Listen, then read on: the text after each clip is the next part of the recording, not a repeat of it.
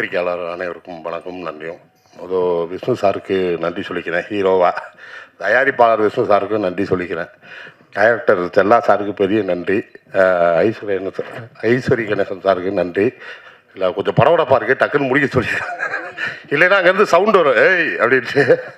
அப்புறம் heroine ma'am, music director sir, master, cameraman sir, காலி sir, கருணாசண்ணன், இவங்களுக்குலாம் பெரிய நன்றி.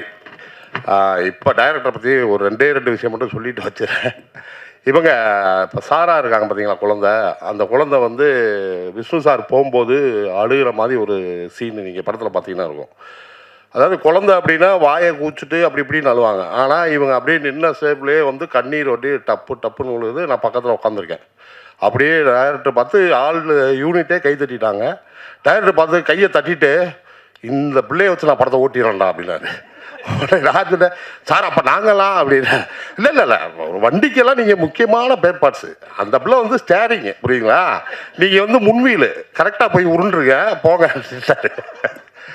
அதே மாதிரி சார்கிட்ட வந்து நான் வந்து எப்பயுமே சில டைரக்டர்ஸ் மட்டும் தான் உரிமையாக டைலாக் வரும்போது, ஒரு நடிகனாக வந்து 10 கேட்டால் 1 வரும் இந்த டைலாகில். அது மாதிரி கேட்டு பார்த்தீங்கன்னா ஒரு 5 சீனில் 1 வரும். இது வந்து ஃபஸ்ட் பார்ட்லேருந்தே நடக்குது.